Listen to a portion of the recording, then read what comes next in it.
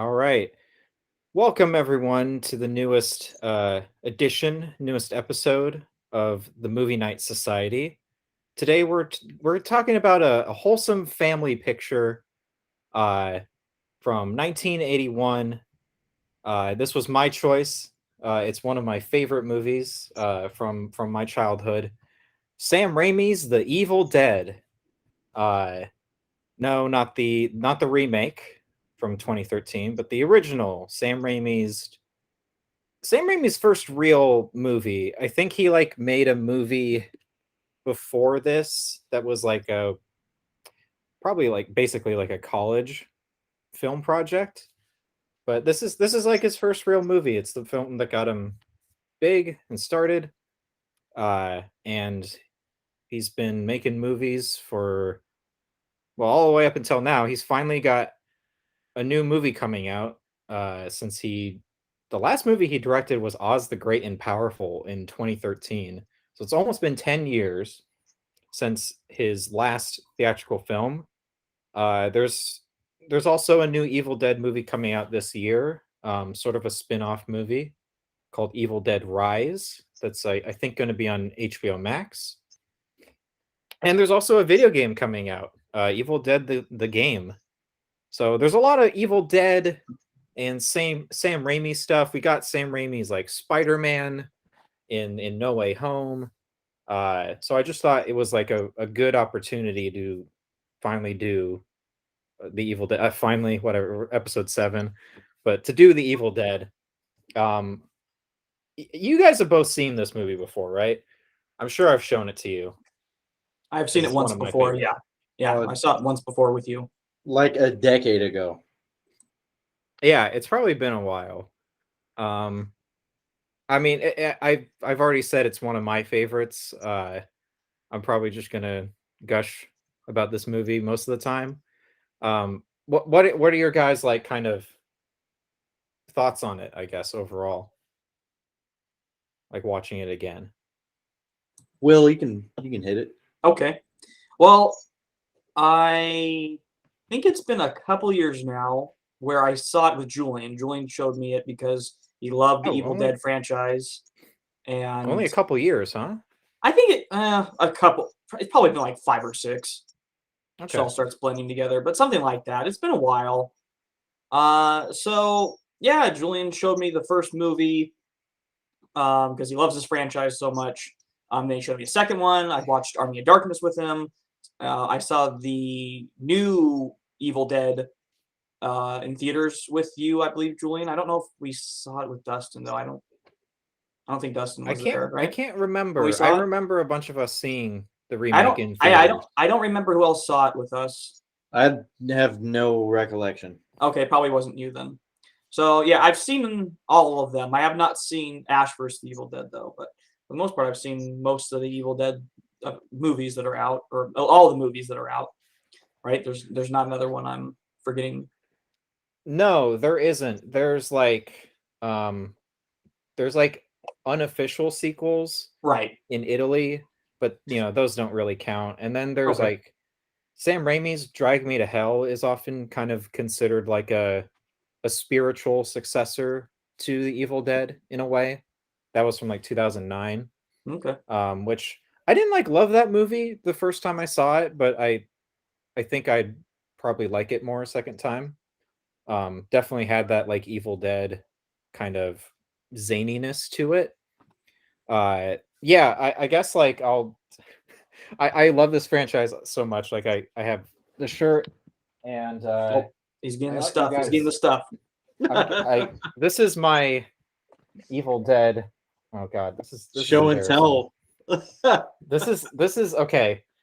This is like the new thing they put out. The evil. It's no, you can't see it. You can't see it. Your green screen.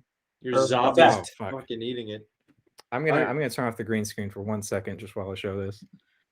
But yeah, like Evil Dead, the Groovy collection, it like opens up. Groovy. And you got Ash there. Pretty cool. I have like too many copies of these movies, but there's like Evil Dead on DVD, the Evil Dead Ultimate Edition on DVD, which This like I bought because it didn't have this other DVD doesn't have the full frame. So I don't know if you guys like checked it out on HBO Max. But it basically like I think when DVD came out, they made it so that the film was full screen, that it like took up the whole TV like image. So the film was like originally 4:3, kind of square looking. So they basically cropped out like the top and bottom of lots of shots to make it fit the whole screen. And I always feel like it's best to see the director's original kind of intent and everything. So I had to get that. There's a Steelbook Blu-ray. There's Evil Dead 2 on Blu-ray. There's another Blu-ray of Evil Dead 2, 4K of Evil Dead 2, and then Army of Darkness. Which version did you lend me? I think I lent you Aspect-wise. this one. Okay. I think I lent you. It should have been the full frame. Yeah, it was the full frame. Okay. So it was like it should have been a square, but I Yeah, saw I'm the just- film originally in like the widescreen cut Yeah. off format. So it's not, I don't think it's like a too big a deal, but I like the, seeing the whole frame and everything that he wanted to film. So yeah, anyway, I love this movie, but I kind of sidetracked. What do you guys think of the movie? Like seeing it again?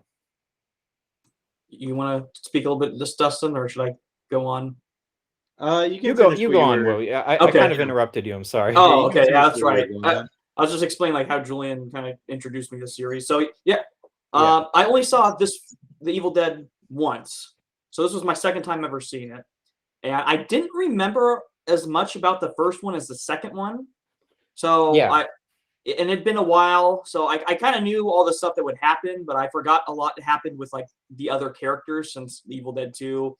It's only Ash and his girlfriend, right?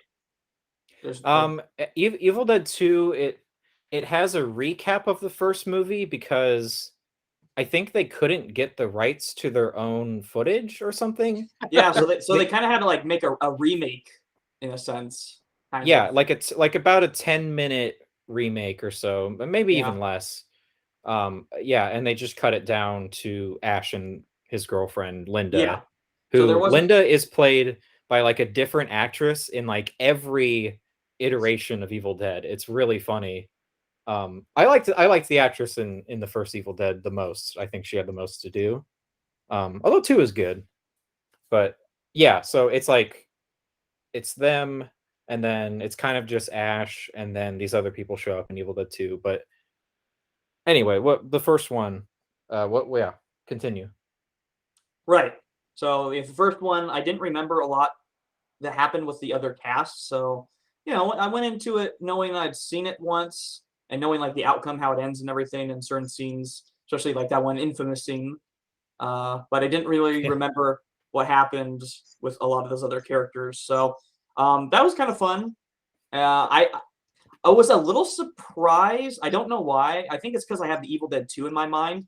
But Bruce Campbell feels a lot more tame in this one than I remembered, which is understandable. It was the first one, and they were kind of experimenting with it and all that. So it made sense. But I was a little surprised just because I think I was thinking more of the Evil Dead 2 and how crazy he gets in that one, how much fun he is in that one.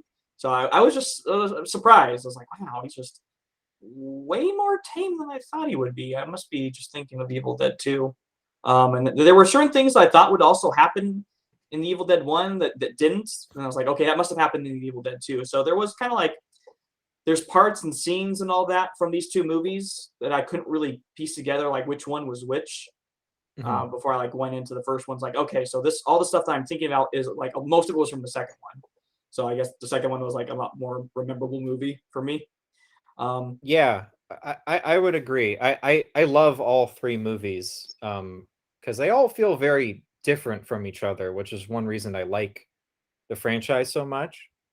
But the second one was the one that like when I was, I don't know, maybe 13 at most when I found out about these movies, like I that one like sparked a real interest in like filmmaking and creativity to me. I think that's because it's like the zany one. It's really like so many memorable scenes in Evil Dead 2. Yeah, one is Um, almost tame, I thought, compared well, in its own way. in its I own way. mean, Yes, it's not a yeah, tame movie, but in it compared to no, the other ones, it's tame. yeah. So that just Uh, ended up surprising me a bit. yeah, So and Bruce, like, especially, I agree. In the first movie, it was because when I saw them when I was young, like I kind of like I knew about the character of Ash, and like, you see him on the cover of like Army of Darkness, which is the third Evil Dead movie. Um, they changed the title because I don't know, marketing purposes or something. It's weird, but uh, it's like there he looks like a badass like hero. He's like got a chainsaw hand and a shotgun, and like his shirt's like all ripped, and he looks like, I don't know, the cover looks like an old like action movie, like, I don't know, maybe like Jason and the Argonauts or something. Just like gladiator looking. Um, and so it was like it's interesting to watch the first movie kind of knowing that the character ends up like that, because yeah, he like doesn't really do much in this movie until like the last kind of act of it, yeah, where he's that was surprising me a little bit too. And then like the last yeah, act, he's really just like defending himself the whole time. Like here's one of his friends who's like a zombie, and he like is just struggling and struggling to like get them off him or kill him. And then it's like okay, and then like another one just kind of pops up, and he's like all over again. yeah. It's it's really fun. Uh, uh, I mean, if you follow like Sam Raimi, I mean, Will, you love like Spider-Man, and so do I. I love Sam Raimi's Spider-Man movies. Um, and it's very clear that like him and Bruce have like a real friendship, and like at that time it was definitely the I don't know, just like Sam Raimi really likes to just fuck around with Bruce Campbell and his actors in general, but like I think especially Bruce, because they're like I think they were friends since like high school, if I remember correctly. Um, so yeah, like Bruce takes a lot of like abuse in this movie and Evil Dead 2 and Army of Darkness. Um, and it's just really it's really funny. I think one of the great things about the Evil Dead films is that they're funny. Maybe not this one. I don't know. Like, how did you guys laugh at this one especially, or I don't I No. think always I feel like this is the did. least funny one for sure. It's You know? more gross than funny. Yeah, yeah, it was Yeah. more, yeah, it was more gross. I didn't laugh at this one. Yeah, it's definitely like this is the serious one, which again, like every movie kind of has its own sort of feeling to it. So this was basically their attempt at making a really serious, like kind of dark horror movie. I think the title, there's like a title at the end of it. Oh yeah. It like shows up at the end, but I think it says like the Evil Dead, the ultimate experience in grueling horror or terror or something. It says that on the back here too. Um, but that kind of like I feel like sums up what they were trying to do. It's a real kind of shocking and grotesque movie. Um, and it's funny. I just watched a movie last night called Censor, which is a British horror movie that kind of takes place in the 80s when there was a big push by I think like the British government to censor and ban lots of horror movies that were coming out on like home video. And I think I remember in the bonus features for the first movie um, that Sam Raimi had to like uh, contest in like court in the UK to like get it like uncensored or make sure that it wasn't banned. I can't remember if it was banned or not. Um, but it was funny, like it shows up in the movie because it's about uh like a woman who's like censoring these movies. Um, but yeah, so like this movie was like pretty, I guess, shocking for the time. Um, I don't know if it holds up to modern standards of horror, but there's still some pretty gross stuff in this movie, I would Yeah, say. yeah, I was surprised at like how gross it kind of got. I didn't remember how gross some of the stuff was, and I like out loud while watching the movie was like, "Oh, that's nasty." So Yeah. I don't know if we were gonna do a plot summary here because it's really basic. Like it's such a simple premise. It's essentially like five college students, I guess, um, college age people go to a cabin in the woods, basically to have like a little vacation or get together. So it's Ash, who's played by Bruce Campbell, his sister Cheryl, and then his friend Scotty and Scotty's girlfriend Shelly, and Ash's girlfriend Linda. So it's those five. I remember all their names, of course. Um, and yeah, they go to this cabin. They find the Necronomicon, the Book of the Dead, in the fruit cellar. I love that And name, by the way. The yeah, the Necronomicon. Necronomicon. Like it just Well, sounds dope. I can't remember if it was. I don't know. It's like I feel like the Necronomicon is always like associated with like ancient Egypt or kind of like ancient civilizations, but I'm not sure if it was like a real thing or not. Or if it because I know this movie was inspired by H.P. Lovecraft, and I think that might be where the name came from. But I think the Book of the Dead was like a real thing It was in a real like thing, ancient yes. Egypt. I don't Yeah, remember if it's if Egyptian, but I do remember it being like it it is a real like or at least was a real artifact at one point. Whether or not it was working the way it was supposed to is another fucking question, but it was real. Yeah, and so the Necronomicon, it's inked in blood and bound in human flesh, which I always love that description of it. Um, it's so like I don't know, it's so grotesque. Um, and they basically kind of find out there was this professor who was at the cabin before, and he like found this book and read aloud from it, and it's sort of like summoned these demons um that kind of like haunt this cabin in the woods. Um, and Yeah, they basically start to get possessed one by one until it's just Ash, and he's fighting for survival against the rest of these. I don't know. I can't remember if in this movie they called them Deadites or not. I don't I I no. think I so. I don't don't think remember they hearing did. that. Now, No. it's they don't call it this in the first movie, but in every description, including Wikipedia and shit, they refer to them as that, but the movie itself doesn't. Yeah, I think like the second one establishes a lot more of the sort of the lore around the book and like starts calling things certain things. So this one definitely I don't remember I don't recall them calling them deadites, but that's what they're called in the franchise. And yeah, like that's the plot basically.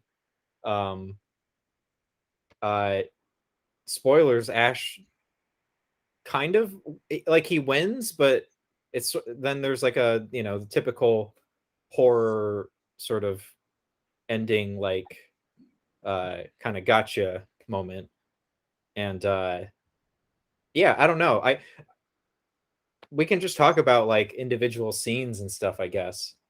um yeah. Well, okay, Will, you mentioned I think you referred to the infamous I don't know how else to put this, but the infamous tree rape scene. Yeah, Uh, yeah, I think this is the first time we on this like show we've had to touch on anything like this. I, man, it's such a touchy subject. Um, but I usually don't like the inclusion of rape scenes in movies. In this movie, however, it's so weird and bizarre that I think it transforms into something else. Do you know, like, does that make any sense? I Yeah. feel like it's like strangely forgivable in a way for like I what don't this think movie is trying to do. it needs to be forgiven because it's not. This was made before this, like the woke mentality of today, which isn't a bad thing. I'm just saying it's different. I don't think it needs to be forgiven because it's the approach to it is a lot different than today. It's not like this was before the cliches of like media rape scenes in TV or movies or anything. And it's plants. Like, what are you gonna do? Yell at a plant? Like, it doesn't work. Yeah, yeah. Like, you know what I'm So I saying? Like, guess and I it guess the is creepy. context. Like yeah, the context is like it's not a human thing. It's an otherworldly event, and the whole point, at least I thought, was to like make you squirm, by getting a Yeah, subject and kind of getting a very real subject, even at the time, and bringing it into this gross undead universe. And I think that jump is so extreme to the point where it kind of, I'm not going to say, oh, yeah, it's okay. But in that context of a horror movie, made it okay because it's so far removed from from a real event of that kind of thing happening, if you know what I mean. yeah. I guess like what I'm saying is like, because I've seen lots of these horror movies and exploitation films from around this time, and a lot of movies back then especially had like and we'll try not to talk about this too much because it's like it's not the whole movie, it's just one scene. But a lot of movies back then like had, you know, pretty unnecessary rape scenes where it was just kind of added in to be exploitative. And yeah, I think this movie, it's it's just weird and bizarre and it's memorable. Like you're never gonna forget this scene, whether you like it or not. Um, I guess for the context of the scene, it's like this Cheryl, Ash's sister, like goes out into the woods because she thinks she hears someone. Um, which I was like, you might want to tell someone you're going out there if you heard someone. If you're like so sure that you heard someone out there, don't go Dude, out alone. it But first of all, it's not even that. The reaction itself is different. If we, all three of us, were fucking around in a cabin and I heard something and I looked out in a window, I'd be like, the fuck is that? You guys hear that? Like, what the fuck is that? Like, you know what I'm saying? Like, I agree yeah, with I get that, but like, yeah, you might want to fucking say something. You know, just keep to yourself. Like, yeah, like tell someone. Um, Yeah, logic but seems yeah, to kind of go out the window usually in a lot of horror movies, though. yeah, yeah, definitely. Um, so yeah, she goes out and then the trees and branches like kind of pin her down, and then one branch goes into her vagina. Uh, not like super graphically, but it's like you get what's going on. And it's yeah, it's just so it's so fucking bizarre. dude, Um, I think it's right after that happens when she goes back into the house and mhm. Ash opens the door and she says some shit like, "Oh, the plants are alive," or whatever the fuck. And then Ash's first comment, I didn't laugh, but this was the only moderately funny part, and it's not because it was meant to be funny, but just the times are showing and acting where he was like, "Plants can't attack you." I was like, I was like, he said some shit like that, like Yeah, plants she can't do she that. says that the woods themselves attacked me. Yeah, and then Ash Um, was just like, "They can't do that," or like some like just regular ass comment. I'm like, dude, if y- somebody fucking breaks into a fucking house that's your friend is dying almost, yeah, and is like, dude, I just got attacked, and then your first reaction is that didn't happen.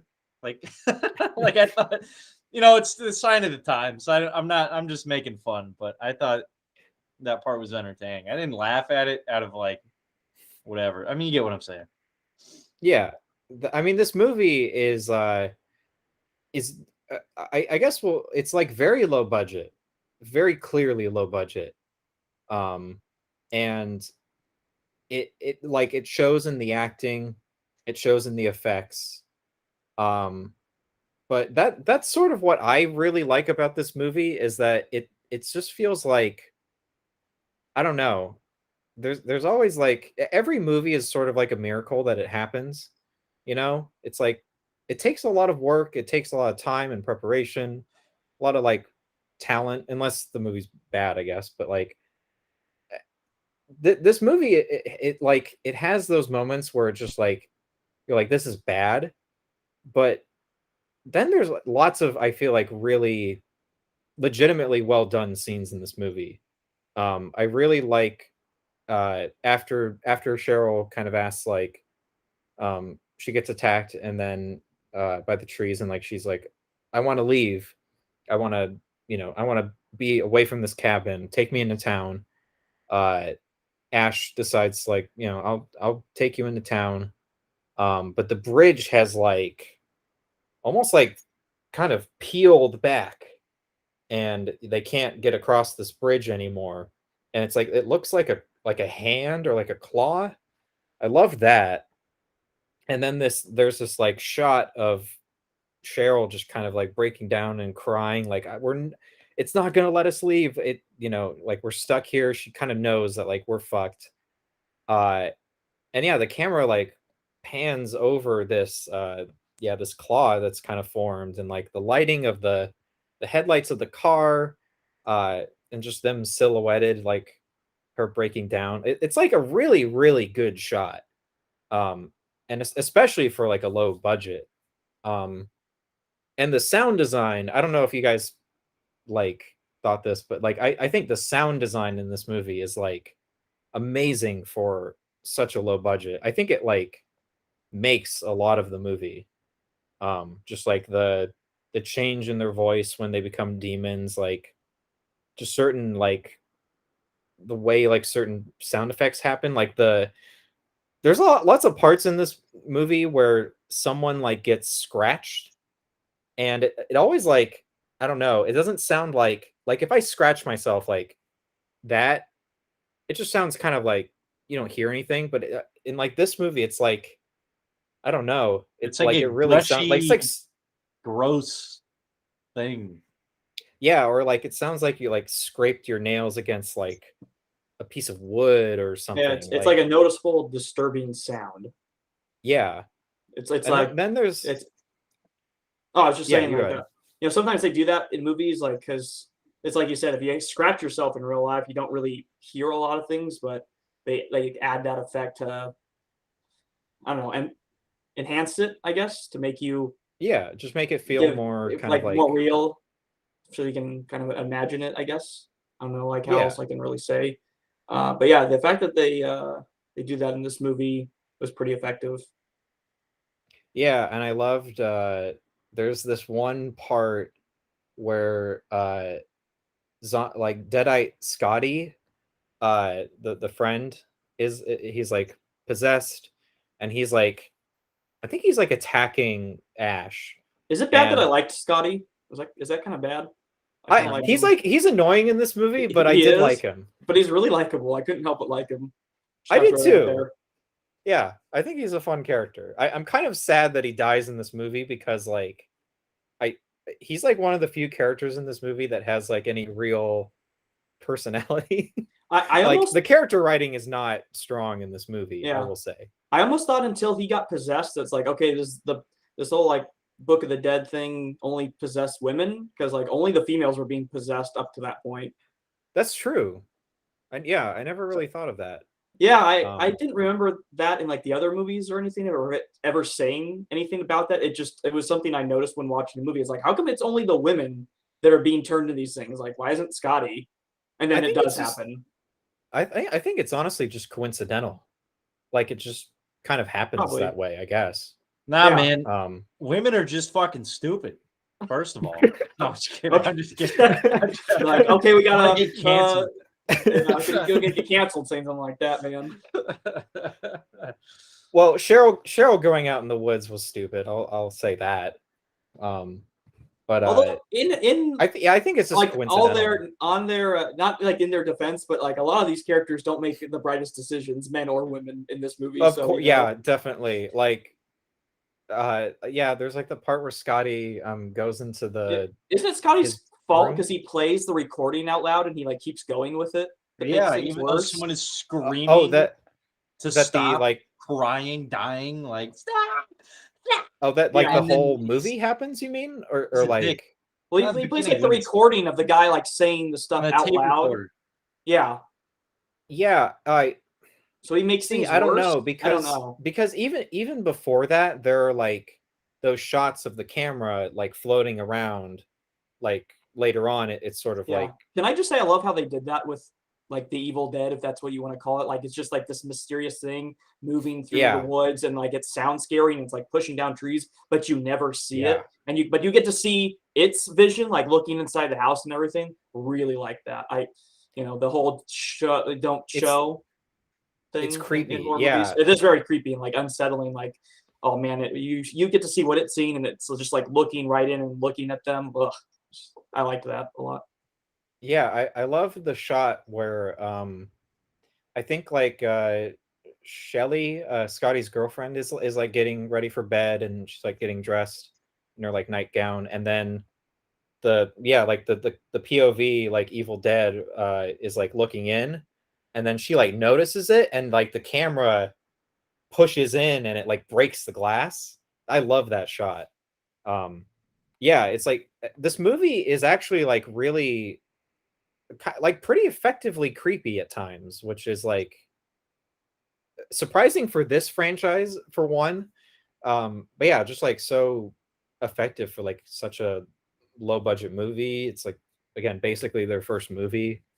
Um, like really well done. The lighting in this movie is awesome. Um, I love like the whole projector scene near the end.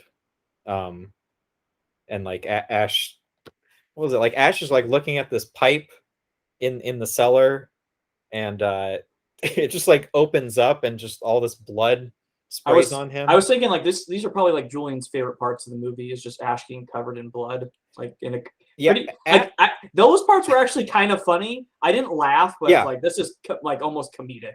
Like just how I much he think gets covered in blood and stuff, and he's like ah. I think this movie has like a little bit of dark humor. Because like there's that part, and then we'll kind of get to this scene later because I want to talk about it more in depth. But like the part at the end, after the whole stop motion sequence, and like I think like Cheryl's body falls, and her head hits the ground and it breaks open, and just like a big glob of like black shit and like blood hits Ash's face, and just like, oh god. That I think that kind of stuff was intentionally funny. So I think like this movie has some comedic elements for sure, but it's not like the second or third movies that are definitely more overtly comedic, and intentionally really funny. Um, but okay, I was mentioning just like this one sound effect that I thought was fun when Scotty's attacking Ash, and then Ash like digs Scotty's eyes out, which is really gross looking. It looks pretty good. It was gross because when he first pushed in, it was it was like two globs of like It's gross like jelly. fucking It's so shit. gross. Yeah, I thought that part was pretty gross too. Ooh. Yeah, the effects in this movie are like pretty gnarly, and I kind of feel like the cheapness of the effects sort of make it look grosser, you know? Yeah. Like I feel like most other horror movies that are like really trying to look slick, the gore doesn't like shock me as much because it's like it looks too, I don't know, too produced or something. Like I don't know. This just looks gross.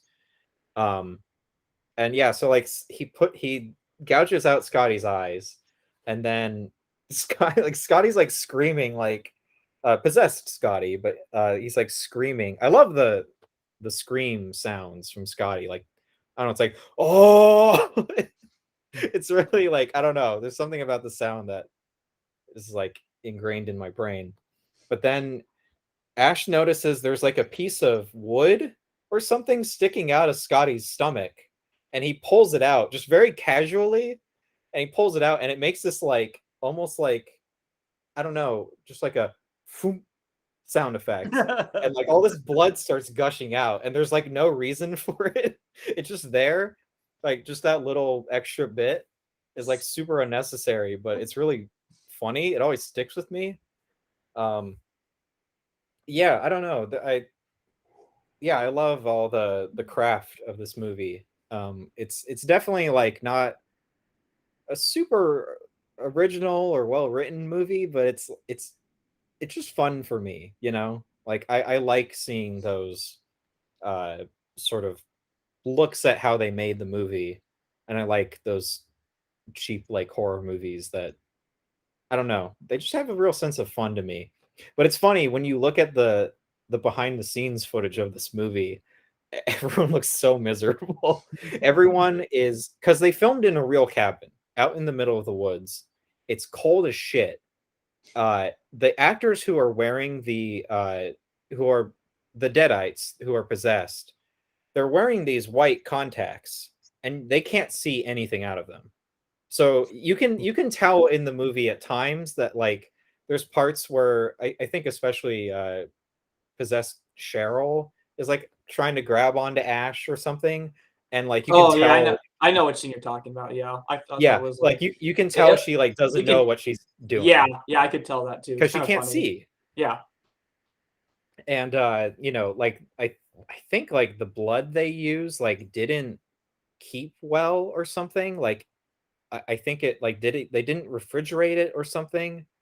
This might have been on the second one. I'm not Gross, sure, but bro. it's like it like Oh, stuck to them like oh, more than Uh, fake blood is supposed to, and it uh, like stunk because they didn't oh, keep it refrigerated. It was just like it was apparently like not a great time. doesn't And sound then like when it. it's funny when you watch the behind the scenes for Evil Dead 2, you can tell they're having a lot more fun because they've learned a lot from the first movie. Um and I think that in the credits it says like fake Shemps. And then there's like a list of actors. So the fake Shemps are basically people who filled in to play the possessed characters after a lot of the like original actors just like were either done or decided not to come back and reshoot those moments. Damn. So you can tell in this movie there are times where like the actor is like possessed, you know, the character is possessed, and you're like, that's not the same actor. It's like clearly someone else in more makeup or Do you something. think that has to do with how like transformed they would get when they turned? Uh, what do you mean? Like, Well, you know how like they some of them like really physically look like very different after they like are possessed. Do you think that's why yeah. then is like Oh, like there's so much logically makeup? in the movie, or just No, like, just like behind the scenes work. Like this is like not the oh, same person. So like when they like transform, we got to make them look like really different so that you I can't tell it's not the actor. I think so. That's probably part of it. I feel But like yeah, part of it like has to do with the lack of refrigeration of the blood, dude. I'm not sure if that was this movie. I could be wrong, but I know that happened on either this movie or the second movie. I'm pretty Well, sure. it make more sense for the first Um, movie because that seems like something that that you'd seems learn like from. You something. know, Yeah, you didn't make that definitely. mistake the first time, not knowing. Yeah. So, Yeah, but yeah, I don't know either. I would think it'd happen the first time, and then you'd learn. Okay, let's make sure we refrigerate it this time, so we don't have what happened last time happen. yeah, and like I don't know how far away this shoot was or anything, because it's like basically you have to go out into this cabin in the middle of nowhere in the woods, and like, you know, if you forget supplies, someone has to go back and get them, and And like all of a that takes sudden, time, the you bridge know. is out in real life. Dun, uh dun, dun. so like the fake Shemps are basically part of like members of the crew who filled in to play these possessed characters, and I think it works well because like, yeah, at that point like they do look different enough that you don't like have to have the original actors, but you can still tell, you know. Um, and I mean, just like yeah, the behind the scenes are really uh interesting for all three movies. I think they're really entertaining, and the commentary tracks with Bruce Campbell and Sam Raimi on these movies are some of the funniest uh commentary tracks you could listen to. Um, yeah, I don't know. I'm trying to think of like other scenes, like Slight uh, off-topic comment when it mhm. comes to DVD commentary. I just listened to all of Tropic Thunders, and I didn't. And, and this is totally unrelated, but it was really funny, so I got to say it. Robert Downey Jr. stays in character the whole time on the DVD Oh, commentary of the black guy that that sounds he fun. plays.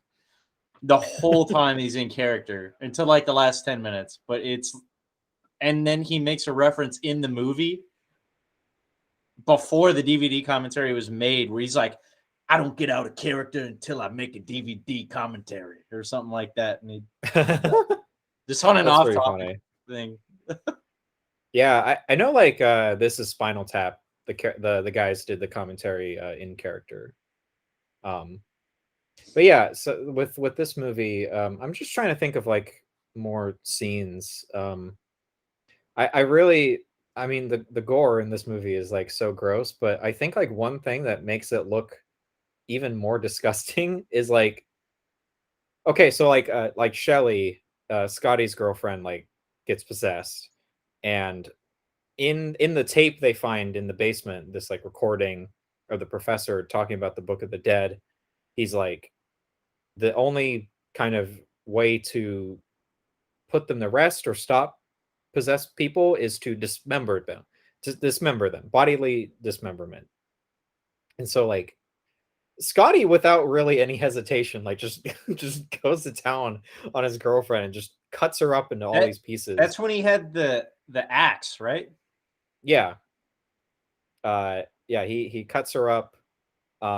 Which like, oh man, just like certain things, like the way that the axe doesn't do like a clean cut through the first time on every hit, and it's like he has to do it again. It's like, oh, that's gross. Um, but also like there's parts in this movie where like the possessed people will just like spit up blood and like also this like white milky looking shit. And it's like Oh yeah, that stuff I was never nasty.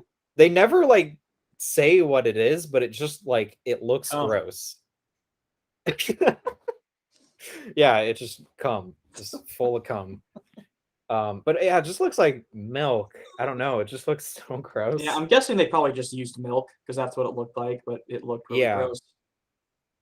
Uh yeah. And that part with Shelly's body all dismembered on the floor, it's just like crew members underneath the floorboards, just like with their hands up, you know, and flopping them around. I think like one thing was like an animatronic or like they got a prop head and they made it vibrate somehow. It's like stuff like that was really fun. And then I like Ash and Ash is just like, what are we gonna do? Like I like how timid and kind of meek Ash is in this movie because he grows like there's a kind of a character progression throughout these movies of him like starting off really, yeah, just like kind of meek and like not really doing much. He's not very like brave. He gets And tired then getting shoved or thrown into like the same bookshelf over and over. yeah.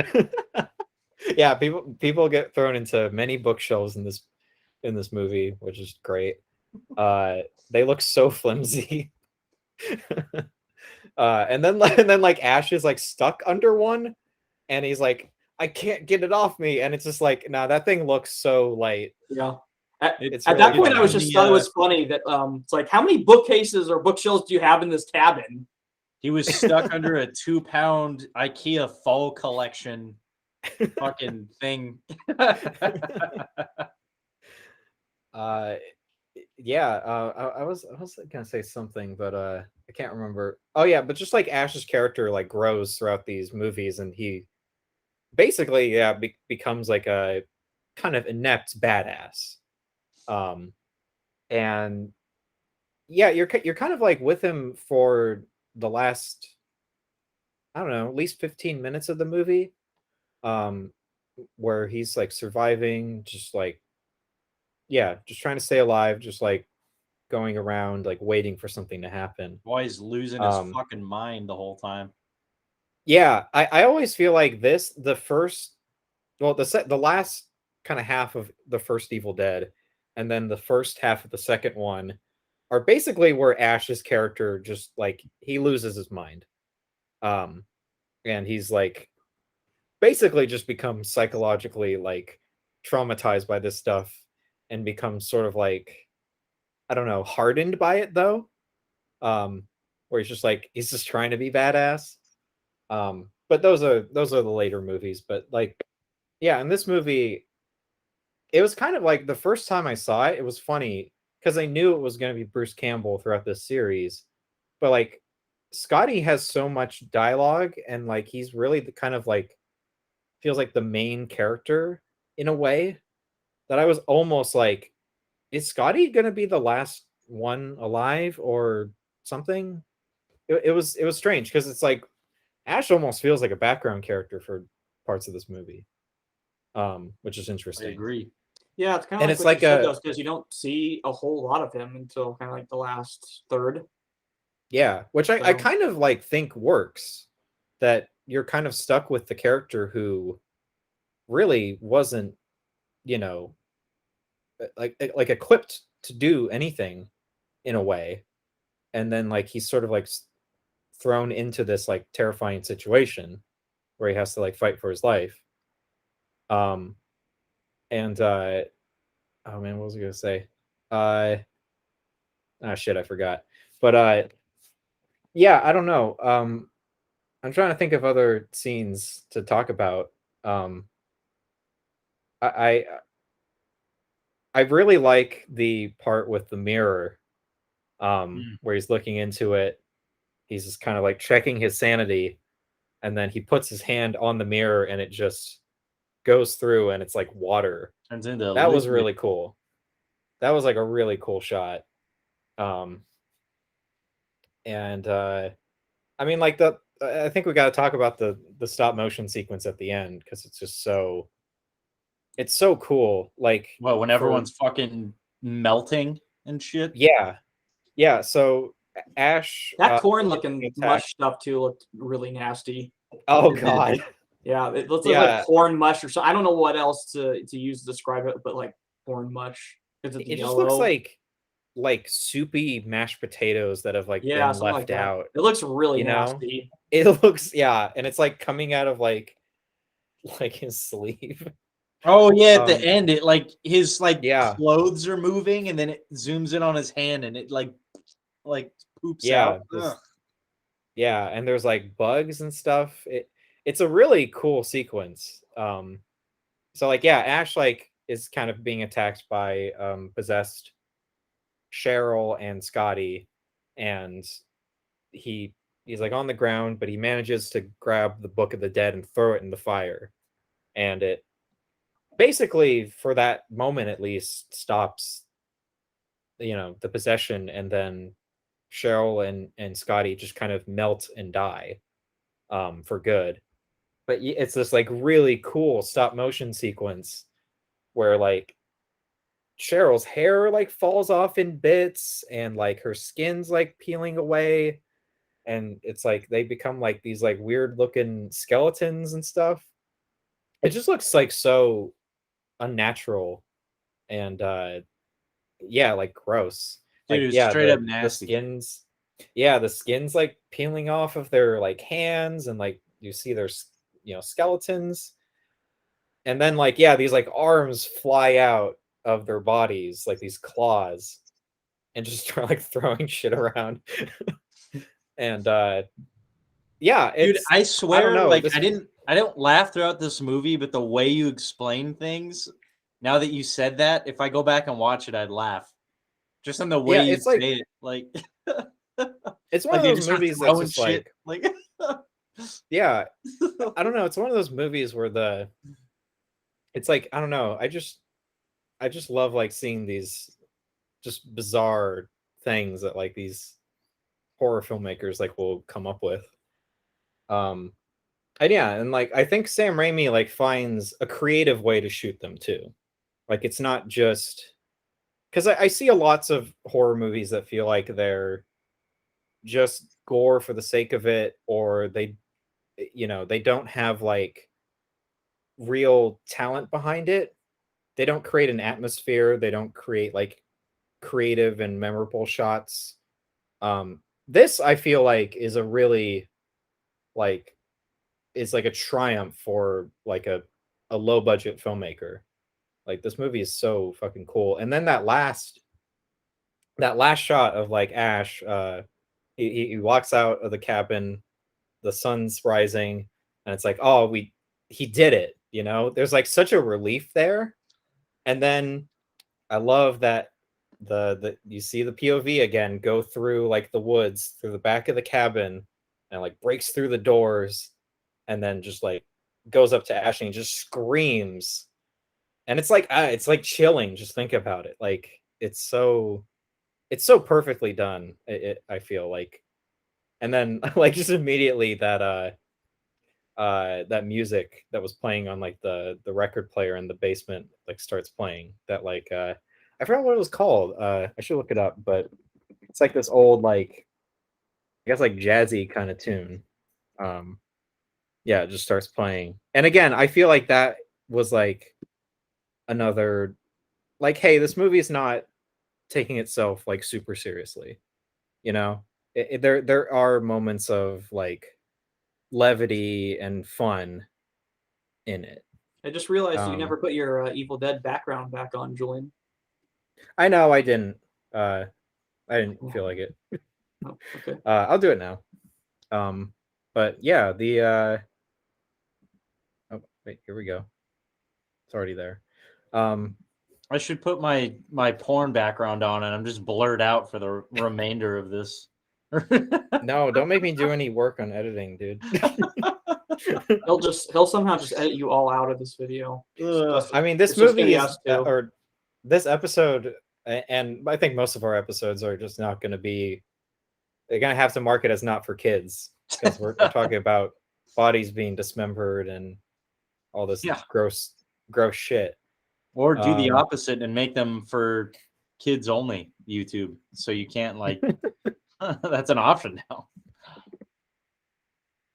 The end song is just the Charleston. That's right. Yeah, just I love this movie. I will fully acknowledge all of its flaws. Do we have anything else to say Yes. about the movie? Now, No? I didn't really go into what I thought about it, and it's not bad. But go ahead. Yeah, we never got to. I'm so sorry. Well, it's fine. It's better I leave it for last. And I don't have shit to talk about this movie. However, I am notorious for not liking old movies. I don't know where that opinion came from, but for some reason, if it's not a fucking Avengers level threat type movie, like I don't know what it is, man. Like I see old filmmaking and the acting is cheesy, and that's the first thing that comes to my head. However, there are a few exceptions, this movie being one of them, that I think I can look past that and kind of appreciate as somebody who likes movies but doesn't necessarily love the intricacies of making a film. This is one of the exceptions where I can kind of get that part of it, where it's like the special effects for the time and the budget were great, or while it was kind of cheesy acting, it's like it was, like you said, Sam Raimi's first real movie, and that kind of showed, but that experience is almost a good thing to see. I assume even more as you see the movies and the series go on, which I've seen but I don't remember, including this, which is kind of nice. It was like watching it for the first time. I think this movie being one of the exceptions that of an old movie that I can watch and kind of actually enjoy and not just be stuck in the mindset of like, it's an old movie, but it's a classic, so I'll watch it. I didn't really think of it like that. While I was watching it, the first thing that came to my mind was like, it's cheesy, but there's a reason for it. Or like, yeah, that last stop motion part. Usually my head would go to, this is some like cheap looking film stuff. But my head didn't go there. It went to like, wow, this is fucking nasty for the time. And if that came out today, it would still hold up because it's gross. And I think that it's a classic, and I might be butchering the genre terms for any film buffs, but I think it's a classic horror thriller type movie. At least that's how I view it for that time. And I don't remember what my reaction was when I first saw it when you showed me it, Julian, but I think it was similar where it's kind of like, yeah, it's cheesy and corny. It's an old movie, but I don't dislike it. Like every other old movie, basically, with few exceptions, well, like the others. I think I can appreciate everything that you talked about when it came to the effects of it or any kind of like obvious humor that they kind of like threw in there with like funny scenes when it comes to like, I didn't laugh at them, but I can tell those were points of contention for people that like understood filmmaking, and you can kind of see I keep using the word intricacies. I don't want to say that, but you can kind of tell that's where it wasn't a corny moment. It was supposed to be funny. That's why it's corny. It's not corny. It's funny, if that makes sense. Whereas like my head wants to go in the opposite direction, which is why I didn't laugh. But like I said, I can't usually get past this kind of old movie, but this one I can. And I appreciate it because of that. Because I just like, it's almost like there's a lot of like soothing. It's kind of soothing to a point for me. Not the nasty fucked up parts, but like it's just a shot of them driving through a forest. It's not overly fucking complicated with 80 fucking cuts with 50 different fucking cameras and all kinds of crazy shit already happened. It's just it's a simple, there's simple scenes that they do what they need to do. They tell a story they need to tell, no matter how simple, and everything kind of contributes. That being said, you can tell it's Sam Raimi's kind of first go at making this feature thing. But I don't hold that against him because where else are you going to start? Yeah. So in the end, I got nothing negative to say about it because of that and what I said. And I liked it. I don't think I would go out of my way personally to watch it again. Just not because I disliked it, but because that's just simply not the kind of genre that I would watch on my own. Like I suggested Land. You see where I'm coming from with this. So I did like it. And I liked it the first time I saw it. I remember that much. I don't remember specific thoughts. I just remember I liked it, and I like it now. I do agree with, that ending was fucking nasty. And it went on forever. I was just like, oh, God, like just gooey shit kept coming. And I was like, oh, God, like, I wonder what that tastes like. And then I kept making it worse in my head. I'm like, what about the smell? Ugh. And then it kept going, and it snowballed into nastiness. And I got stressed out because it's like zooming in on his fucking face and his eyes are all wide. And I'm like, dude, I need to smoke some weed. Like I'm getting stressed for the last like 15. So there's definitely, I did enjoy it at parts, more than usual, like to the point where I forgot that I was watching an older movie, like to the point where I was like, I just fully appreciated it in the moment, and I didn't realize it until after. So yeah, that's my thought on the first one. I can't relate it to the other ones like you guys because I don't fucking remember anything about the other ones. The only part I remembered in this movie, by the way, was the very specific. It's very weird. I don't know why I remember this, but the part where it went, I forget her name, the first girl that got turned. And Cheryl? they locked her in the basement, and then they're at the fireplace, and it goes into the first person, It's as if you're looking through her eyes, and she's like looking through the floor with her hand grabbing the yeah. chain. For I some love that reason shot. that I knew that was gonna happen. I remembered that, and I was like, "Ooh, it's creepy too." I was Yeah. just like, "Oh, that's why I remembered it," because I just even now I thought that was creepy. Like they know that she's looking at them, and like if you imagine you're the one sitting by the fireplace and you just look behind you and you see your best friend all fucking gross, smelling like shit, trying to kill you. I don't know. I thought it was weird, like in a good way. So I don't. Yeah, those are my thoughts on this overall. Yeah. Yeah. I don't know. Will, do you have anything else to say about the movie? Sure. I'd say overall I like it. It does a lot of things right and does a lot of things well. And I guess I can kind of go back to Dustin's point where it doesn't feel like I'm watching an older movie, really, because even though you can tell like the effects and stuff that this isn't how they would do it these days, a lot of it, because they use practical effects, feels very timeless in a lot of ways. And it just like, because of the low budget, like Julian was kind of saying, it really enhances the movie, I think, in a lot of ways. Um, I love. I think this is how I got like into Paranormal Activity. I love when like there's a horror movie and whatever is like the source of whatever the problem is, you cannot see it. Like the Evil Dead is what I'll call it. Just kind of going through the woods and it's pushing down trees and everything. You have no idea what it looks like. If it even has a physical form, you can just kind of hear its sounds, and it's really creepy. And like I said earlier, you get to see kind of what it's seen. I love when movies get to do that kind of stuff, especially with the horror genre, because you're not really bound by anything. You have so much creative freedom. Whereas if you show the actual like whatever it is, you're a lot more limited in a lot of ways. So I find myself really liking when they do like the end. Like you cannot see the entity and what they can do with that. I think it gives them a lot of creative freedom. So I have a lot of fun with that.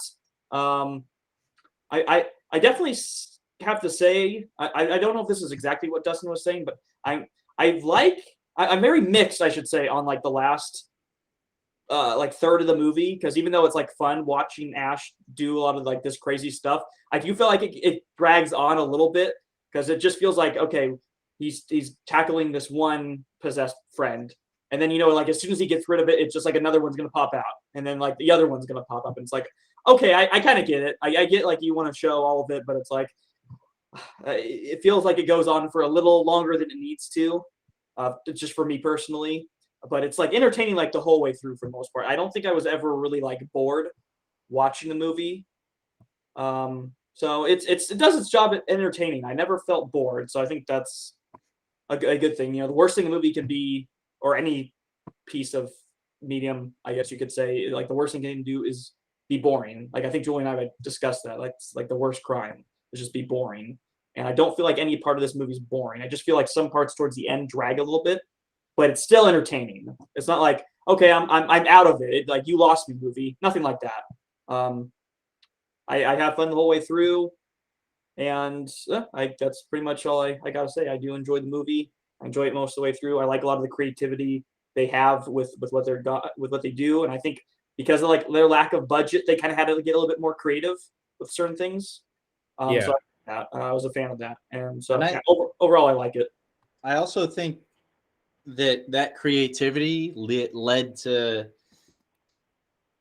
that timeless practical effects, because it's like if you had a budget, I mean, I'm not saying you're uncreative with a budget, because that's just not true. You can see that in movies at any point in time. But I think in a case where you're a director who hasn't tasted the fucking mounds of fucking cash that Hollywood can offer, and you're on a budget that's pretty low, it forces you to be more creative than any other director, no matter how good, that has a bigger budget or a large one, because you have to come up with more creative ways to do things, more creative ways to show things, more creative ways to create the effects that you want, and then through that you create your own style of movements for certain things, and more ways to show how gross something is, or something like that.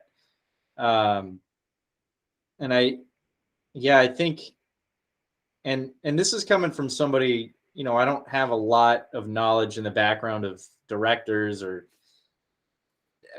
anything like that, really. I have very general knowledge, but I feel like if this movie, if Sam Raimi made this movie, maybe I'm wrong. This could be like a weird 180 thing that I'm not knowledgeable for.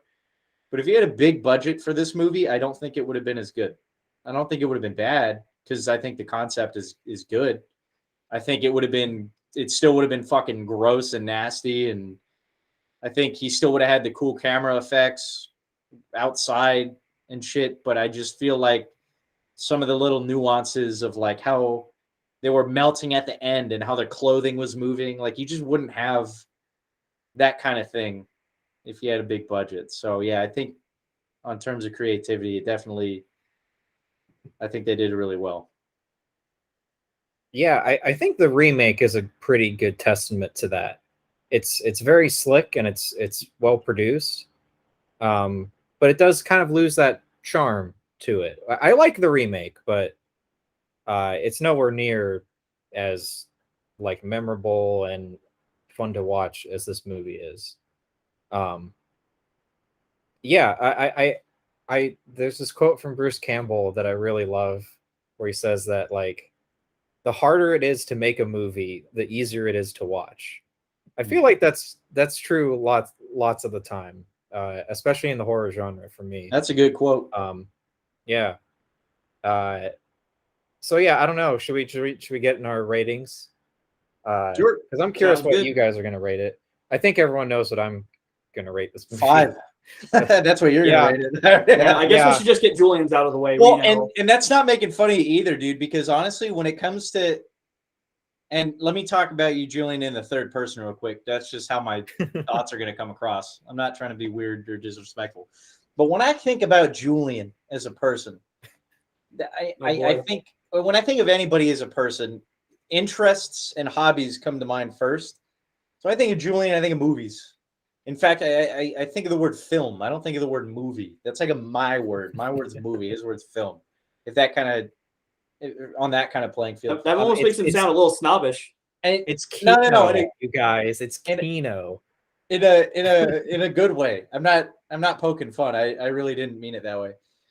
No, I get it. yeah. And then one of the things that comes to mind, and I don't think a lot of I don't even know if you really know the extent of this, but Julian and I really hadn't seen each other for like 7 years straight. We texted. Oh yeah, because you were in the military or I'm sorry, Yeah, Marines. I was aware of that. Like it. Yeah, it had been years, and even Yeah, during well, it's that been a long time since I'd seen you at Julian's house. So. Oh yeah, even it's been longer for you and me. We haven't seen each other. And COVID happened too. Yeah, that too. That didn't help. Yeah. But I think even throughout that period of time, it still came to my head that Evil Dead is one of the highlights of Julian's hobby. So I'm not surprised, one, that we chose that you chose this. But I'm also not surprised you'd give it a 5, and that's not in a bad way. I just expect it. I wasn't sure if he would give it a 5 or 4.5. I was like, I honestly, either way, this one's not like his favorite, so I could see him like giving it the second best score. So I wasn't 100% sure. I could see that too, but honestly, it's one of those movies where like even if you rated it a 1, I would agree with you because like you'd have some crazy reasoning for it. But that's what I'm trying to get at. So I'm in a good way. I'm not surprised that you would give it an almost perfect or perfect, and I honestly don't blame you. Yeah, even though you haven't said your rating yet, technically. Yeah, it's definitely a 5 from me. It's like it was just one of those movies that came like to me at like such a formative age too, where like I was like, I don't know, I think I was in middle school, which I don't know if you should watch this movie when you're that young, but it was like scarred. This movie was scary to me when I first saw it. It was like the atmosphere was really creepy, and like even though I could tell like, oh yeah, that looks fake, the movie had me kind of like under its spell, and I was just like really immersed in it in a way, and I was just like, this is fucking creepy. It's still, there are parts of this movie that still give me chills, and like, yeah, I love, like Will said, like the worst you can do is like be boring.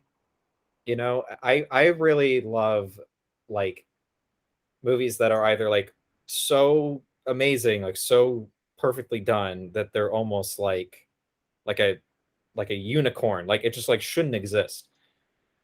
And then the other end is like John just films Carter. that are so bad.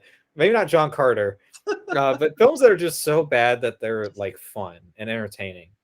Uh, and this is like, to me, like a good mix of both of those things. It somehow kind of meets in the middle. There's really great stuff in it that I, think is like legitimately really well done. And then there's stuff that's just like is so entertaining because it's fun or goofy, and kind of crappy on like a technical sense. Uh, and so like this whole movie is just entertainment to me. You know, if it's not being really good, it's being like kind of bad, and it's still entertaining me. It's So yeah, charming when it's bad too. Like yeah. it's endearing a little bit.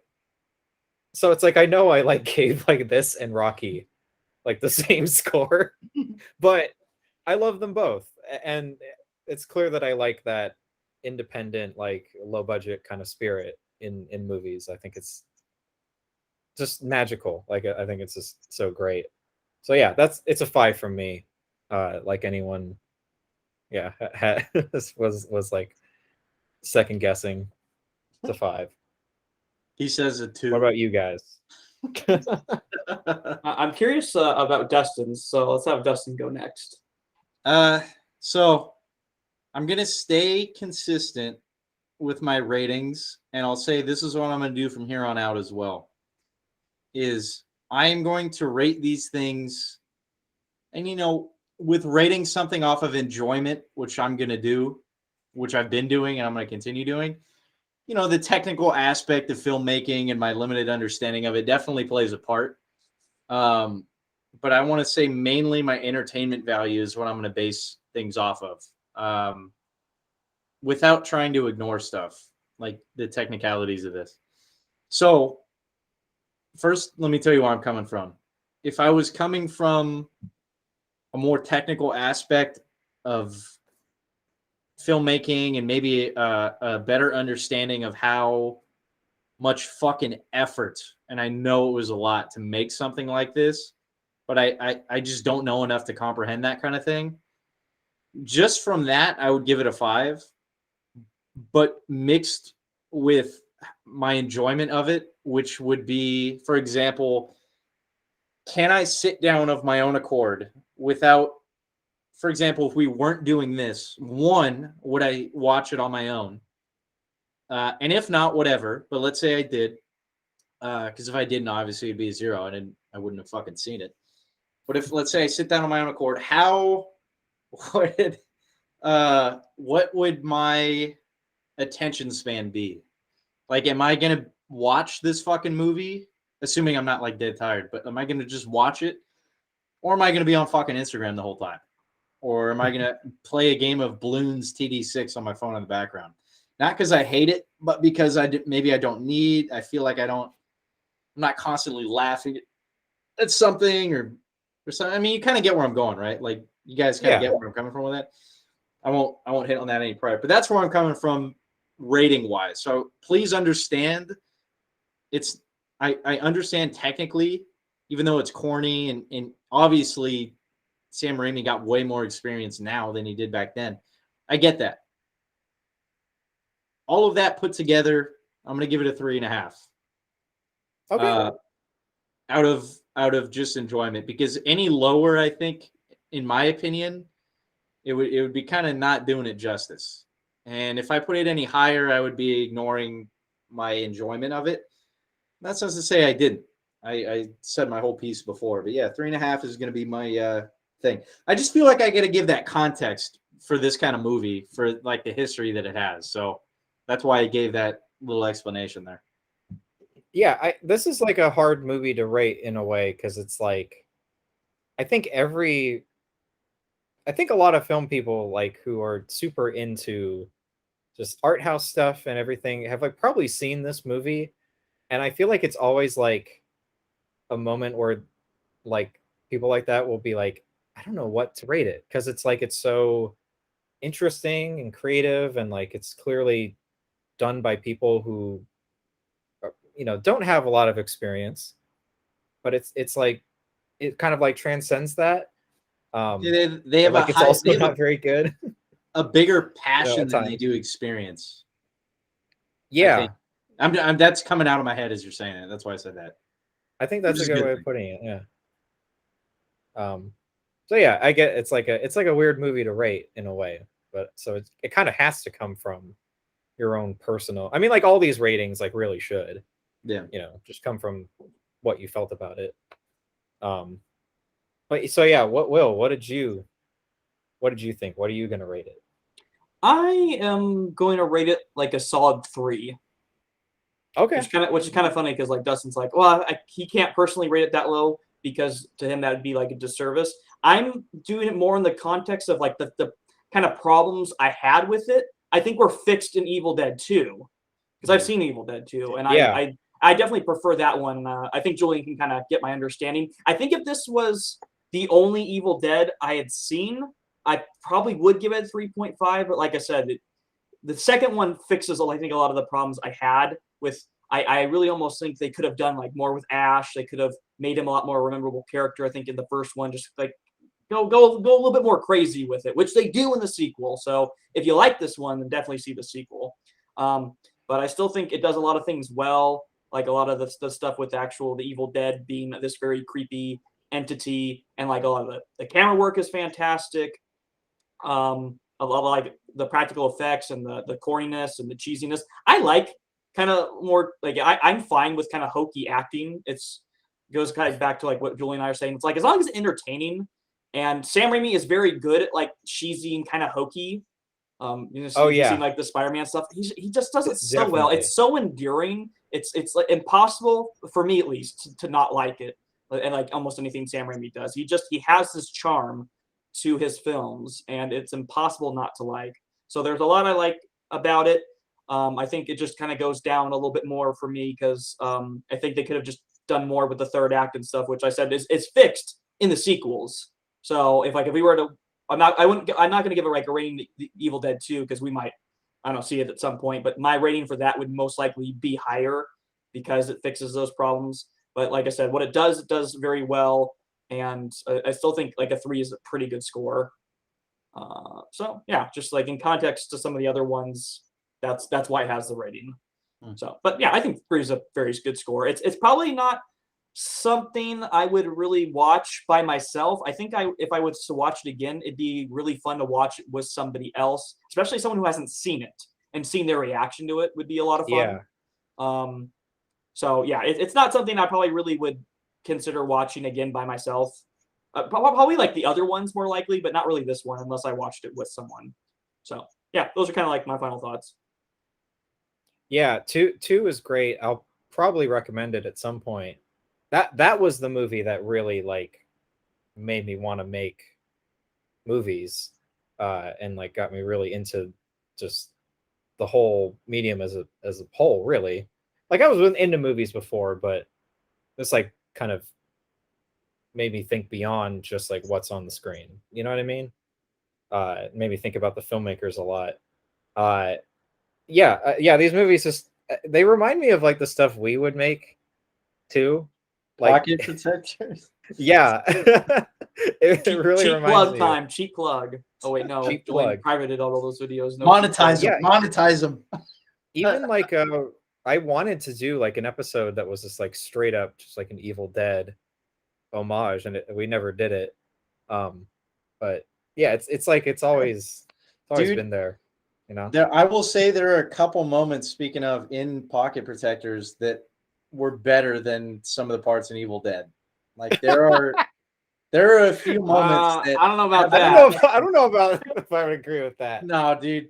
Like Julian, I sent it to you. Will, I don't know if I brought it up in front of both of you, but that part where I have it screened like recorded on my phone where it's like He's like, nobody can get in. I have the key. And somebody just walks in the background really fast, like some random fucking guy. Like, Dude, if anyone actually watches this gold. review to this point, like no Oh, one's yeah, gonna they're gonna understand be these like, "What are they-" references.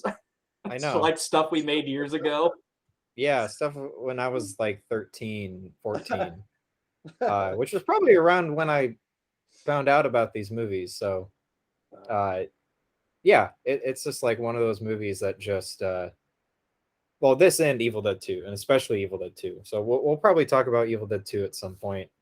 Yeah, This movie would be like the reason why whenever we would do an episode, though, there'd be chainsaws in it, which was like a Oh, couple yeah. episodes like with chainsaws, probably because of this movie. Yeah.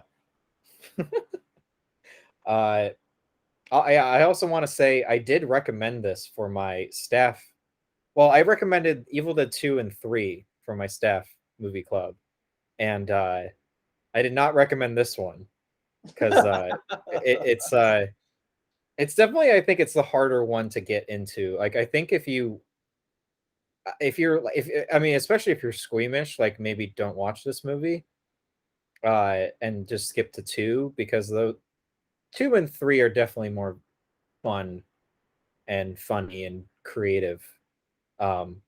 Which again, it's weird for me to compare them and say like, oh, this one's much better, and still give the first movie a 5, but that's just how it is. I love all of them. But anyway, I think that's enough of the Evil Dead. I think I've said my piece, and we can, yeah, talk more if I recommend the second one. Will, yeah, it's your recommendation for next week. I'm very curious because I am too. the I'm last, very salty. I had a pick in mind, and Yeah. then Netflix decided to take it off. it's definitely not on Netflix right now, right? I Let's haven't just double checked. check. Okay, yeah, I'm my gonna. pick, should I say what my pick would have been if it's not on there? It's not on there. Okay, you guys already know it, and so it would Yeah. have been Nacho Libre. I love that movie, and I thought for whatever reason Julian never saw it, so I was like, okay, well I got to get him to see it because I love this movie. But he has seen it. He must have said he not had seen it in a long time, and I didn't hear like the last part or something. I'm sure you showed it to me at some point, and I don't know. I love the movie though.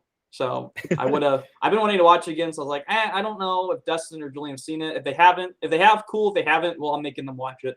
So Netflix took it off, and it's not really on any other streaming site. So, I had a different pick. Like this is what I originally had, and then I like changed it the last minute to Nacho Libre, and then I have to change it back. But my original pick for this week is like another kind of classic older movie. Sorry, Dustin, because I have no idea if you've seen this, but it's something I have wanted to see for years, and I don't know how I waited this long to see it, but I guess I've been waiting years to see this, and I just figured this would be a good time. And it's on HBO Max, and that's 2001: A Space Odyssey. Oh, okay. I've never seen it. I mean, I know about HAL and all that stuff, but never really seen the movie. So figured this would be a good time to watch it. Wait, that's your pick, right? Yes. Oh, 2001: Space Odyssey. Okay. Have you seen it? I'm sure Julian has seen it, obviously. I've seen it. So I have not seen it. So this will be my first time. So Oh, I'm wow. excited. Yeah. It's like one of those kind of movies Now, like, really haven't seen that yet? Without Yeah. spoiling anything, and I'm not going to, trust me. I wouldn't do that.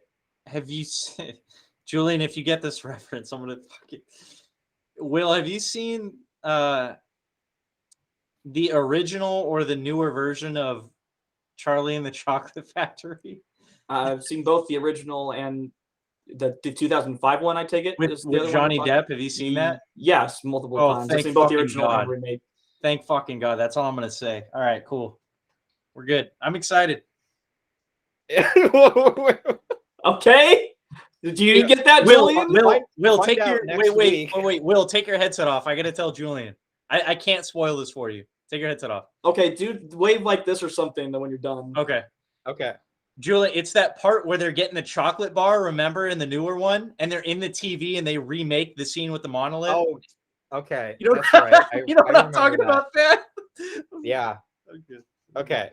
Yeah. I just had to It's clarify like this- because this is I stupid. seemed like a fucking crazy person because he didn't get it, but I think you'll get what I'm saying. You're gonna watch it and be like, "Holy shit!" And I'm gonna fucking yeah, that's funny. Will, your I'm mic not. is I'm muted. muted. Sorry. Yeah. I'll be thinking of that. I was just saying. I'll be thinking of Charlie the Chocolate Factory watching this movie. Thank you, Dustin. Thank you. Oh for yeah, Yeah, 'Cause they watch relate it so with much. watch it in with good picture and good sound. That's Oh yeah. that's all I'll say. Sure. Um, I'm so excited. yeah, just to see it. 2001. next week is 2001: A Space Odyssey, directed by Stanley Kubrick. I think this is the first Kubrick movie we're doing, right? Yeah. It Okay. is. It's a good one. Look at me It's a good rolling one out to with all start them with. classics.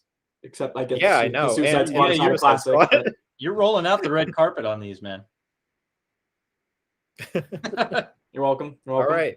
I gotta up the score to some of these, right? Yeah, after John Carter, it was like I Gotta- think we gotta were make all We're like, only going up we got from here. we can I do mean, better than this. I'm like All probably right. picking the safe stuff, So All right, next week, 2001: A Space Odyssey on HBO Max, and we'll see you then. Peace. Bye. see you.